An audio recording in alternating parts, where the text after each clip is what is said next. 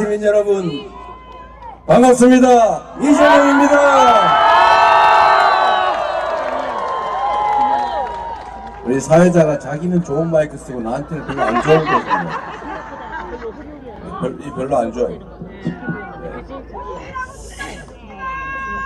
네, 우리 익산 시민 여러분, 이 아침 대파람에 이렇게 많이 나오셔서 진심으로 감사드립니다. 고맙습니다.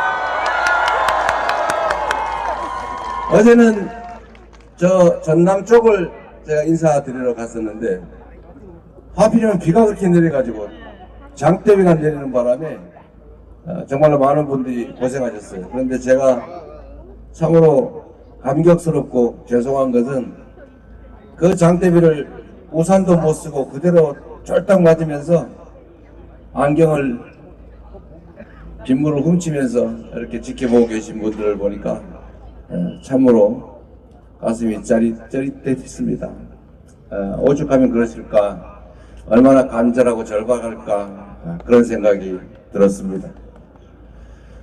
이 아침에 이렇게 많은 분들이 함께 해주신 것도 결국은 지금 이 어려운 위기를 이겨내고 희망 있는 새로운 나라, 새로운 세상을 만들려는 그 간절함 때문 아니겠습니까? 맞습니다. 그 간절함을 제가 잊지 않겠습니다.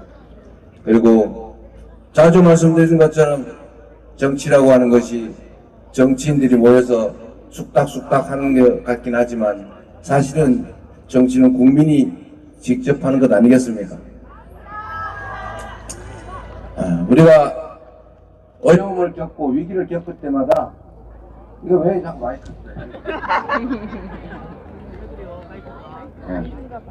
자, 우리가 괜찮아요? 네. 우리가 어려움을 겪거나 위기를 겪을 때마다 또 바뀌었는데 괜찮아요. 괜찮아요? 네. 네, 이 정도 괜찮겠습니다. 네, 우리가 어려움을 겪고 위기를 겪을 때마다 그 위기를 이겨내. 끝나야 되겠네. 마이크 이상한데. 마이크 정비를 좀 해놨어요. 이재명. 마이크 정비를 이재명. 해놨지. 아까도 소리 안 나왔어. 이재명. 마이크를 얼마나 이재명. 중요하게 생각하나. 이재명. 그러니까 마이크까지 하러 가셨어요. 마이크 얼마나 중요하게 생각하나. 네, 이 자꾸 볼륨이 올라내리락 에코가 들어갔다 나왔다. 네, 어쨌든 준비하는 층이 많이 당황했을 것 같은데 박수 한번 주십시오. 제가 앞에 좀 왔다 갔다 하랬더니 위험하다고 꼭 이 뒤에 서서 하라고 그랬어요. 그렇게 하도록 하겠습니다. 이 전북이 동학혁명의 발상지 아닙니까? 맞습니다. 이 동학혁명의 근본 사상은 사람이 곧 하늘이다.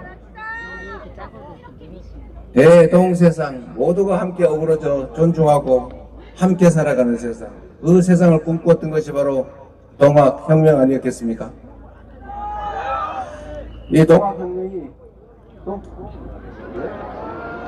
아 진짜. 아니 왜 저래? 이재명. 마이크 왜 저래? 이재명.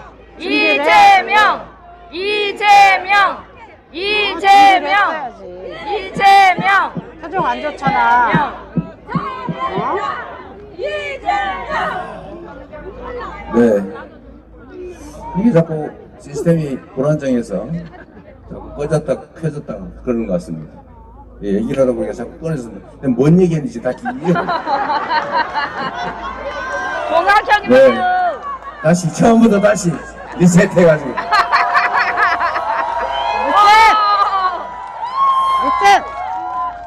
왕이 세상의 모든 것을 소유하고 백성이 왕의 소유물일 그 시대에도 왕들이 그런 걱정을 했습니다. 자식들한테.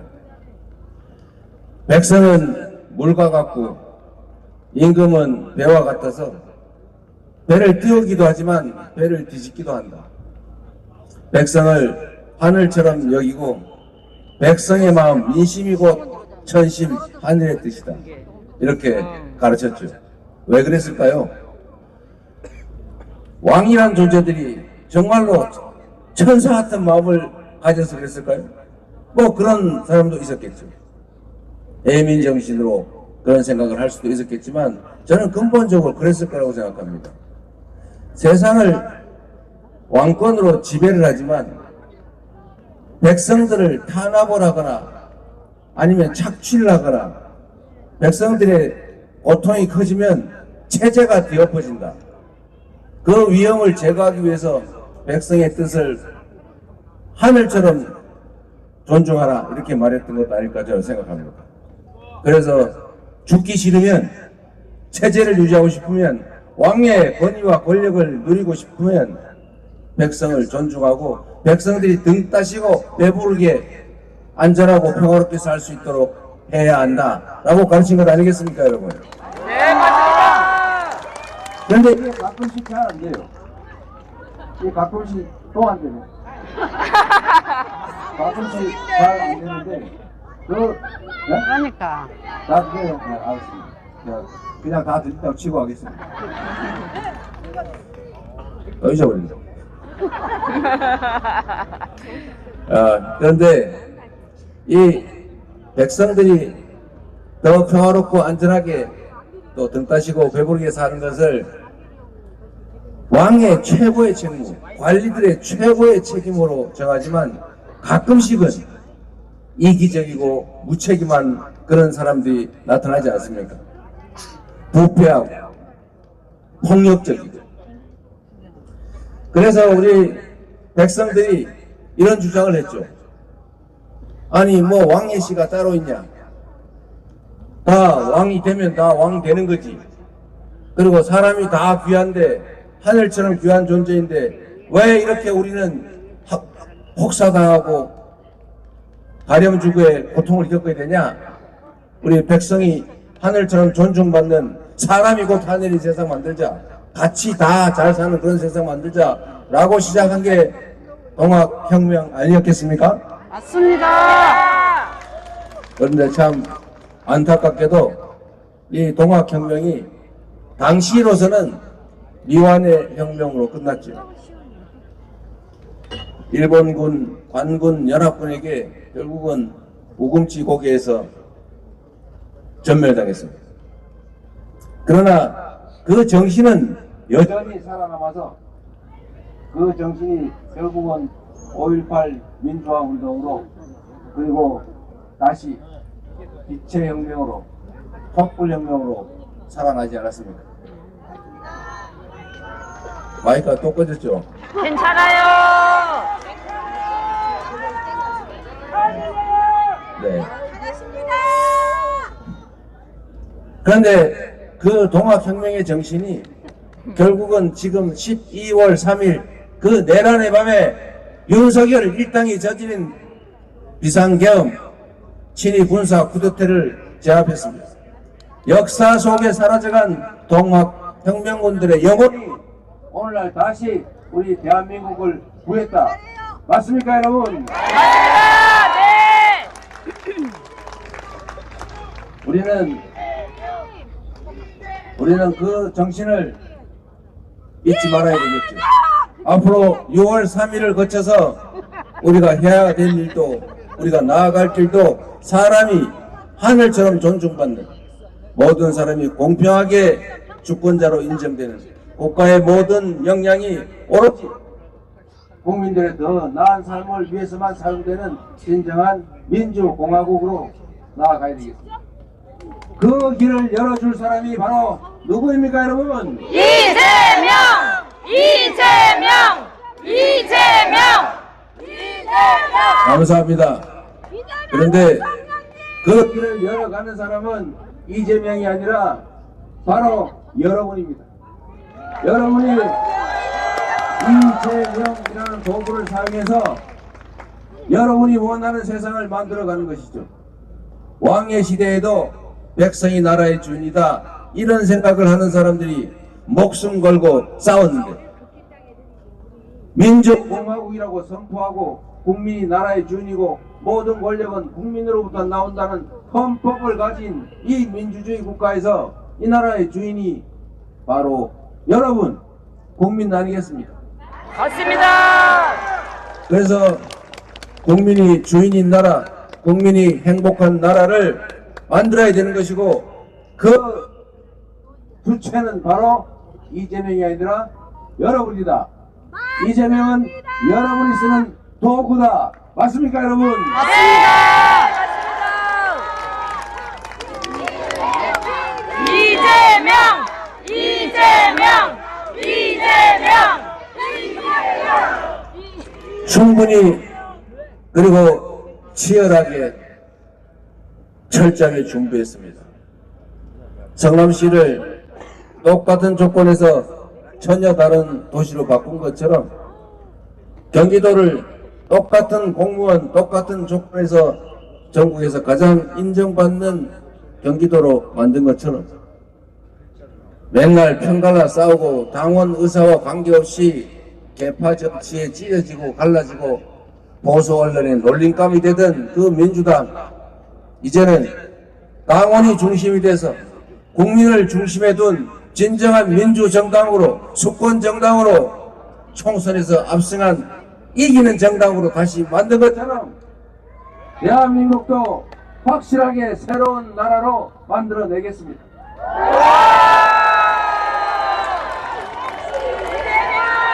이재명! 이재명! 이재명! 이재명! 익산 시민 여러분, 그리고 전북 도민 여러분, 먹고 사는 게 너무 힘들지요? 네! 경제가 너무 어렵지요? 네! 대한민국이 사실 산업화와 민주화를 동시에 이룬 전 세계 유일의 국가인데 그 역시도 우리 국민들의 위대한 저력이 발휘된 것이라고 믿습니다.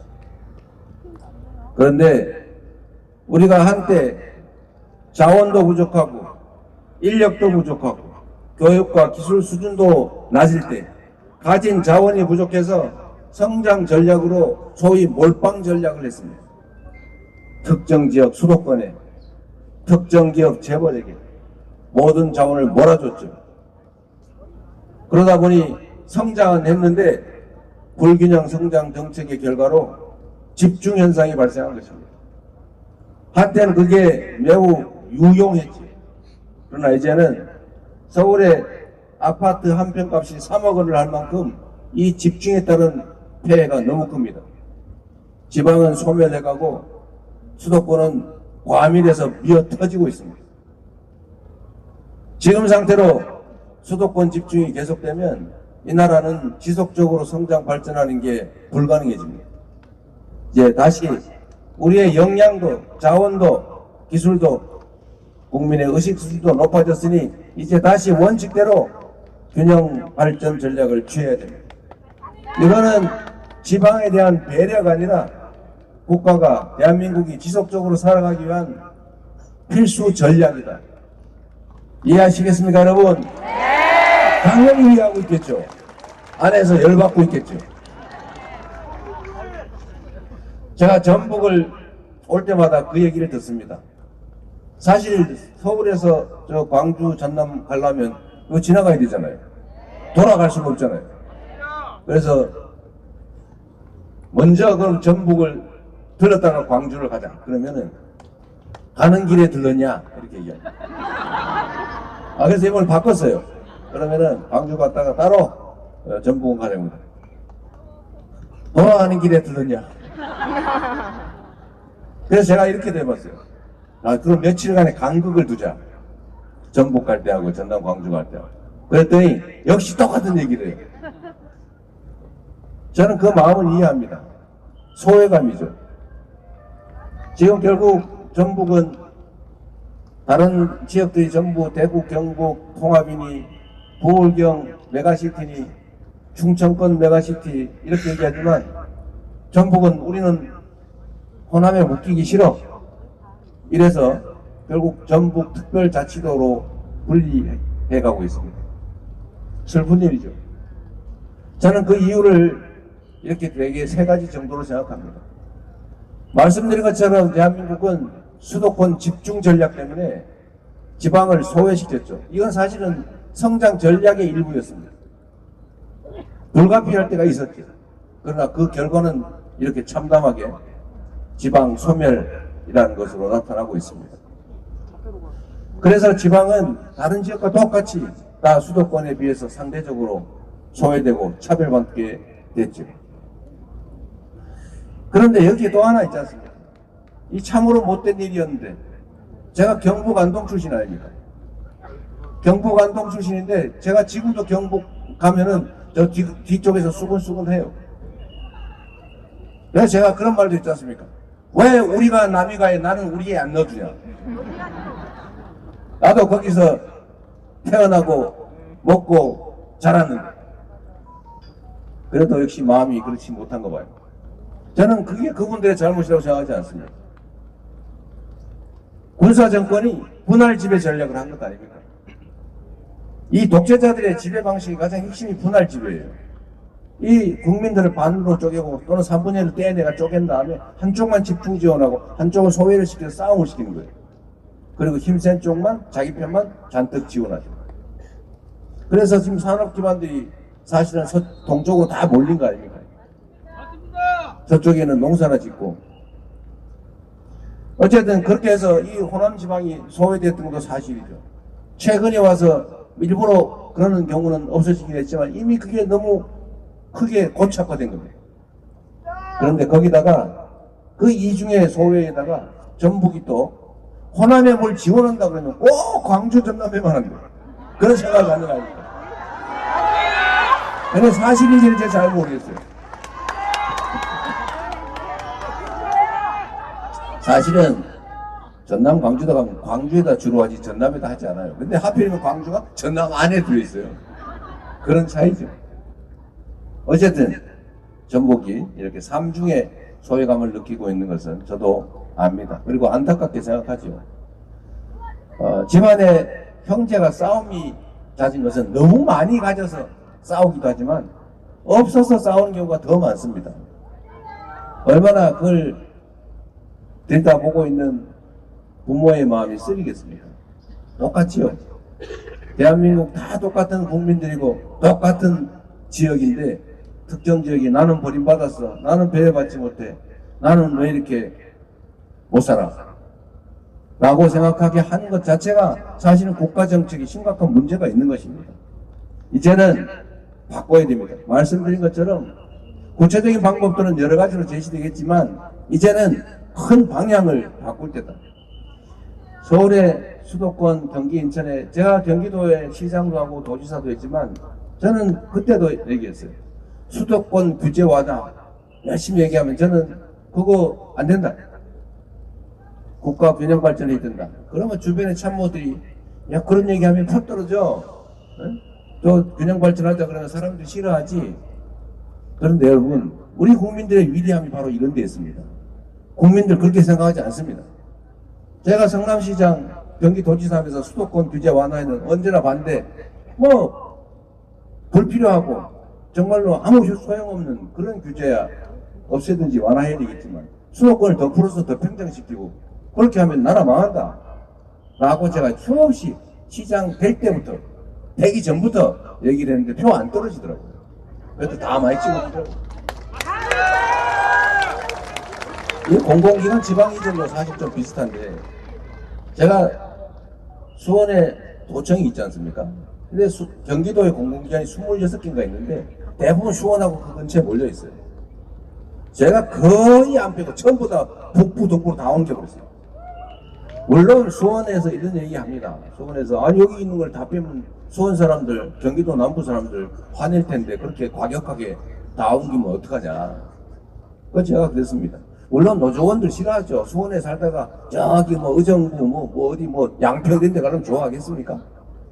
그 제가 설득도 하고 불가피하다. 당신들은 직장이라도 있지만 현재 그 직장이 좀 더 불편해지는 정도겠지만 다른 사람들은 아예 손가락 밟고 취업도 못하고 그러고 사는 사람이 태반이다.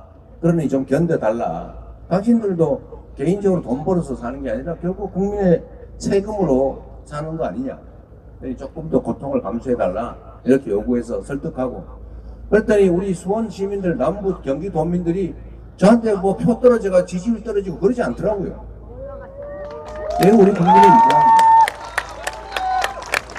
앞으로 국토 균형 발전 전략은 그냥 인심 쓰는 문제가 아니라 이 나라가 지속적으로 성장하고 발전하기 위해서 반드시 해야 될 일이라고 생각합니다. 그래서 제가 이런 얘기를 했더니 너 그냥 빈말로만 하는 거지? 이렇게 얘기를 해서 제가 조금 더 구체적인 이야기 말씀을 드리면 그러면 뭘로 먹고 살 거냐? 말로 한다고 되냐? 그게 쉽지가 않죠. 기업들한테 제가 아니 저기 호남이나 아니 경남 이런 데 가서 좀 기업하시면 좋지 않습니까? 이러면 우리도 그렇게 하고 싶지요. 뭐 땅값 사고 물가 사고 이건 좋은데 사람을 구할 수가 없습니다. 이런 얘기를 해요.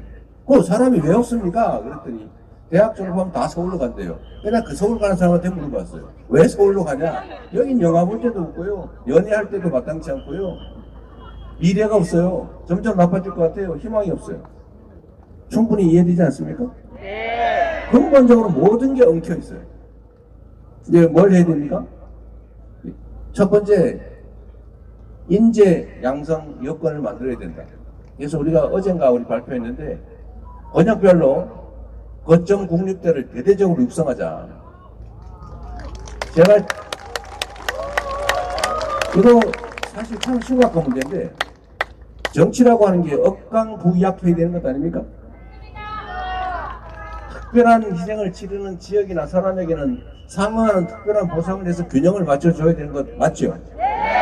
그런데 이 나라는 이상해요. 서울대는 전북대보다 학생 1인당 지원 예산이 2~3배가 많아요. 왜? 왜 그래야 되는데? 1인당 예산이 서울대는 한 5~6천 되면 여기는 한 2천, 200~300 정도? 아, 왜 그러냐 도대체. 그래서 이거를 일단 균형을 맞추는데 그걸 뺏어서 하긴 좀 어렵고 뺏으면 또 난리 나잖아요. 지방인 거점 대학에 대한 지원을 대폭 늘려서 여기서 연구하고 공부하고 할 수 있게 하는 게 첫 번째다. 그래서 서울대 10개 만들기 이런 얘기잖아요. 두 번째로 먹고 살 수 있어야 될 것 아닙니까? 뭐 기업만 단락 하나 온다고 되겠어요? 그런다고 아무 기업이나 가라고 막 한다고 가겠어요? 저는 가끔씩 그 대통령 되신 분들이 재벌 회장들 만나가지고 투자 약정서 쓰고 막 사진 찍고 하는 거 보고 제가 그때 옛날부터 그랬어요. 저거 뭐하러 하나? 기업이란 돈이 되면 부모가 하지 말래도 하고요. 기업은 돈이 안 되면 할배가 아들이 며느리 마누라가 죄송합니다. 부인이 와서 남편이 와서 빌어도 절대 안 해요. 그게 기업이죠. 기업을 할 수 있게 만들어야 되겠죠. 그래서 그 지역의 특성에 맞는 기업들이 활동할 수 있는 여건을 만들자. 첫 번째 방법이 이 서남해안은 재생에너지의 보고죠. 앞으로 이 무한한 바람, 태양 지금 해가 안 뜨는데 이 에너지를 사용하지 않으면 국제사회에서 살아갈 수가 없습니다. 전 세계에서 이제는 기후위기 때문에 탈탄소 시대, 탄소 제로 시대를 향해서 갑니다. 화석 연료로 생산한 제품은 절대 안 산다. 이걸 뭐라 그래요? 아리백. R200이라는 데 모르는 분 있었죠. R200은 모르더니 I will be back 하고 있는 것 같아요. 뭐 발음이 비슷해요? I will be back 절대 안 되죠. 여하튼 이 전 세계가 이제 R200이 표준이 돼서 재생에너지가 없으면 수출 활동을 할 수가 없어요. 그런데 대한민국은 재생에너지 비율이 다른 나라는 최하 30%에서 70%까지 되는데 우리는 9%입니다. 아직까지. 삼성전자 혼자 쓰려도 부족하대요. 그래서 어떤 일이 벌어지냐, 재생에너지가 없으니까 재생에너지가 많은 데를 찾아서 해외로 생산기지들이, 즉 공장들이 옮아가고 있습니다. 이 3년 동안 이 정권이 뭘 했냐, 수사가 전문이라서 태양광 관련 업체 비리 찾는다고 마구 수사를 하는 바람에 다 도망가고 있어요. 안심하지 않습니까? 네, 한심합니다. 3년 뒤떨어졌지만 여하튼 이제는 재생에너지 사회로 전환을 해야 되고 재생에너지 산업을 집중 지원을 하면 일자리도 생기고 관련 산업도 생기고 수출도 하고 그러는 거죠. 풍력, 태양광 많이 해. 근데 이게 전남, 전북, 충남 이 라인, 이 서남 해안이 경남 재생에너지의 보고입니다. 바람도 좋고 햇볕도 좋고 또 해안가들이 또 엄청나게 돼가지고 그 비어있는 공간들이 너무 많아요.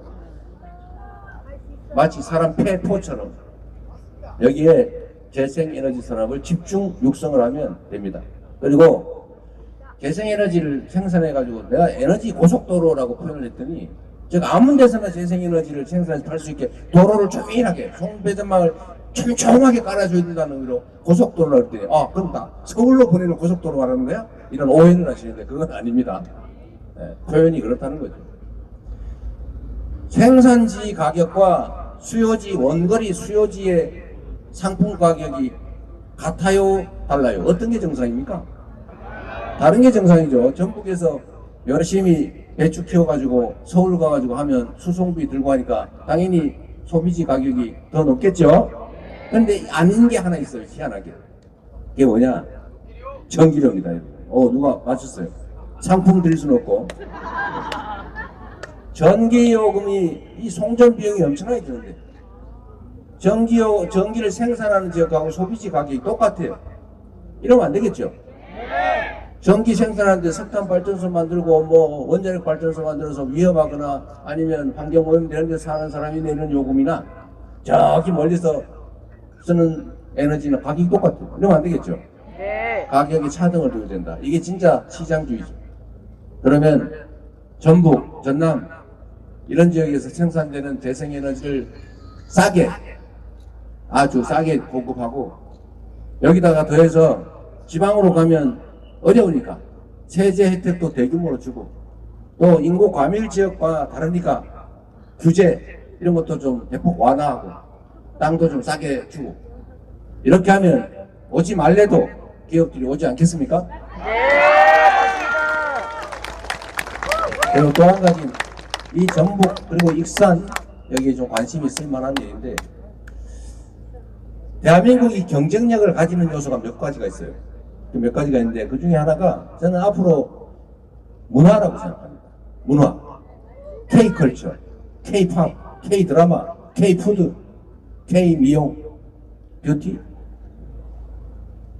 요새는 K민주주의까지 이 문화가 전 세계에 엄청난 영향을 미칠 텐데 우리 김구 선생이 그런 말씀을 하셨잖아요.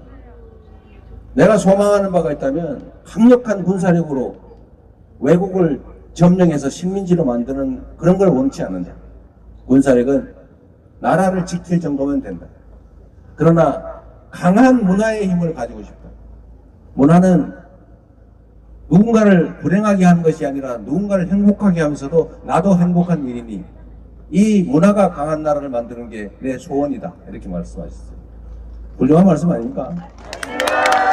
대한민국 국민들이 가진 문화적 역량이 엄청나요.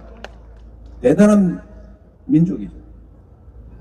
전주, 익산, 전북, 호남 이 예향 아닙니까? 문화의 고장. 이 문화를 산업으로 전환해야 돼요. 지금 일부가 성공하고 있죠. 넷플릭스의 상위권은 다 K드라마죠. 폭삭 속았수다 보다가 나도 무지하게 울었는데요. 우리 아내 모르게 우느라 고생했어요. 경상도 사람들 속에 남자가 울면 안 돼 뭐 이런 게 저도 이제 별로 동의하지 않지만 그래도 아내 앞에서 눈물 질질 흘리는 게 그래서 내가 숨어서 많이 닦았는데 이게 가장 한국적이면서도 그 온 세계 사람들한테 감흥을 주지 않습니까?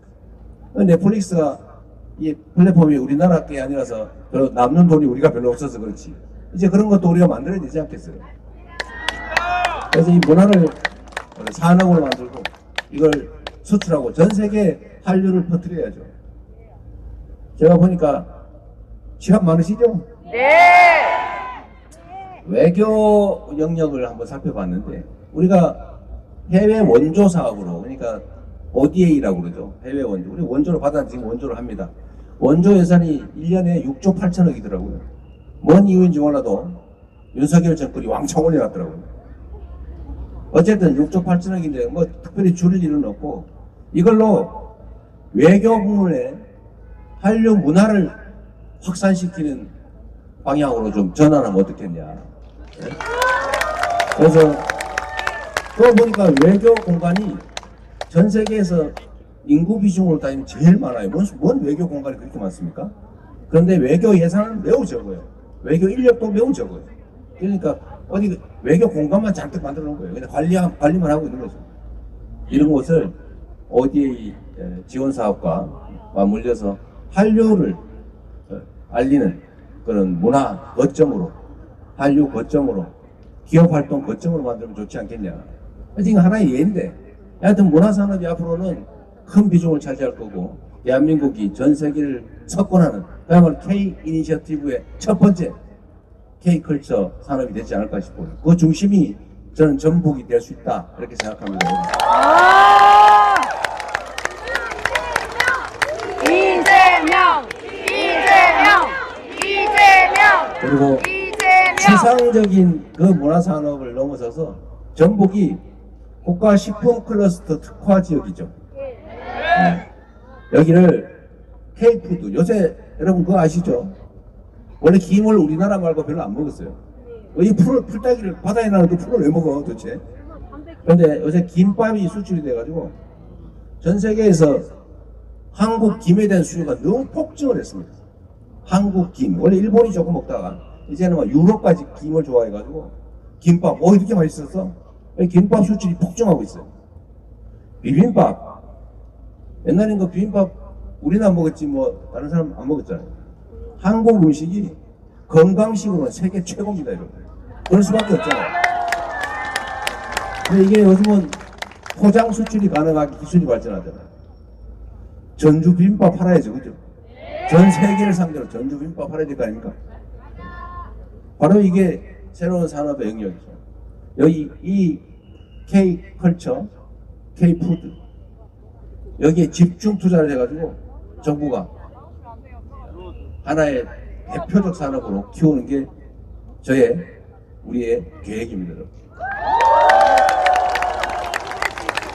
그래서 대한민국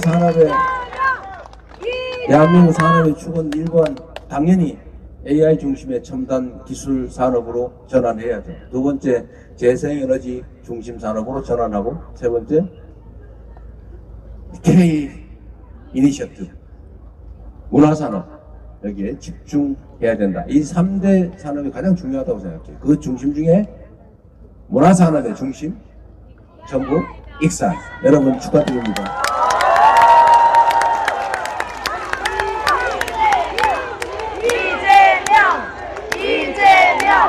이재명!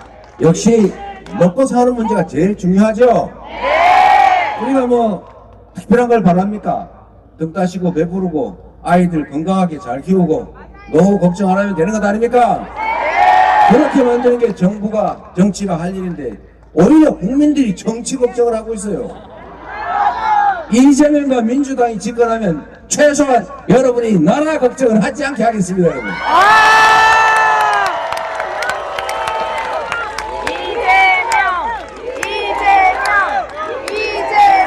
그리고 말씀드린 것처럼 우리 국민들은 위대한 역량을 가진 국민들이에요.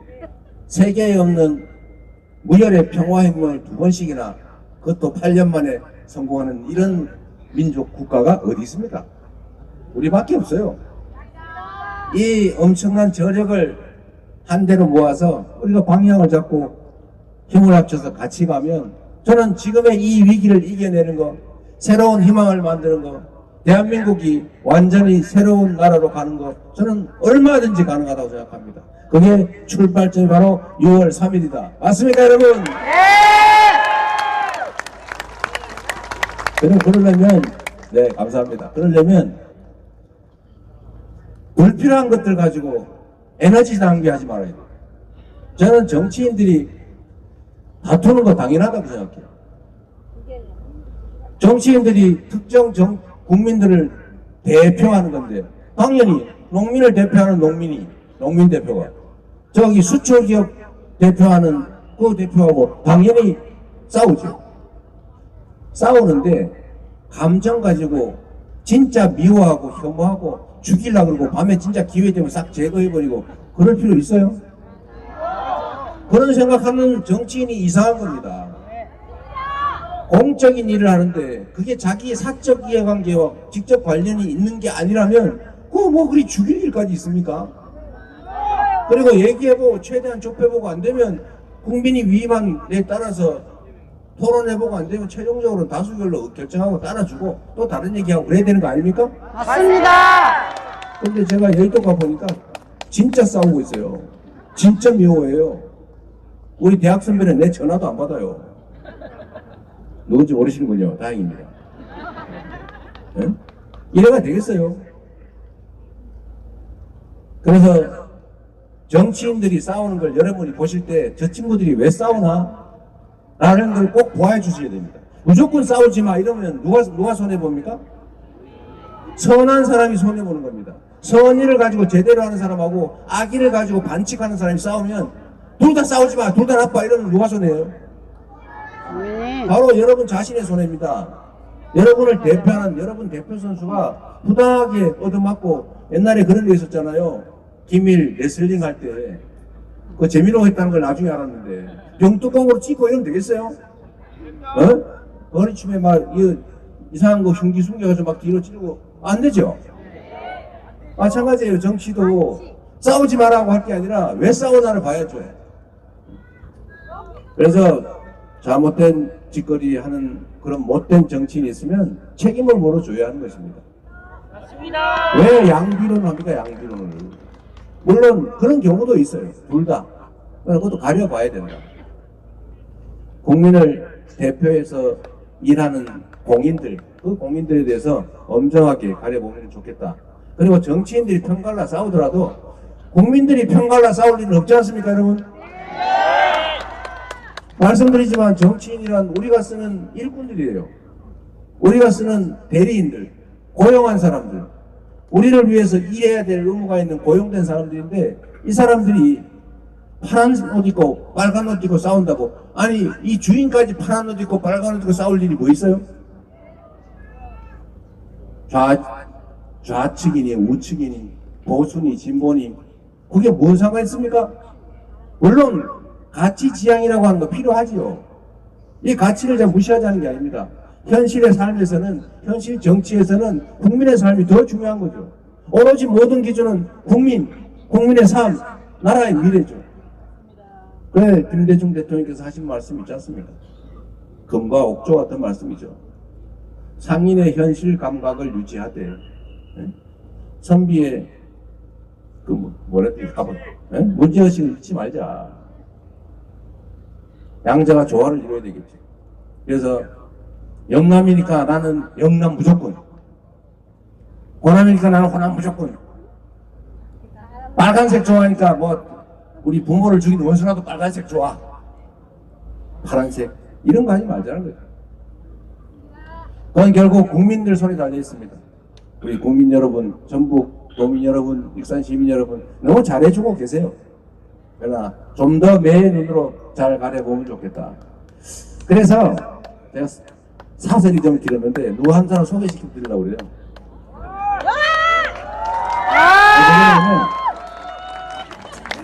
저는 이 국민의힘이 정말 진정한 보수 정당으로 자리 잡기를 바랍니다. 그런데 국민의힘은 미안하게도 안타깝게도 보수 정당이라고 지금까지 불려왔는데 실제로 그 내용을 보면 보수가 아니라 수구, 땡통 또는 반동 이런 완전 이해관계 집단에 불과했어요. 그래도 노력이라고 해야 되는데 아예 요즘 보니까 우리 원래 보수 아니야, 우리 원래 수구야, 우리 이해 집단이야 이렇게 하는 것 같아요.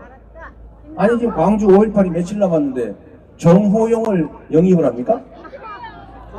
광주 5.18 비상계엄으로 그 수없이 많은 사람을 살상했던 공수부대 지휘관 정호용을 영입을 했대요. 그래서 욕을 막 하니까 취소했다는데 너무 황당한 거 아닙니까?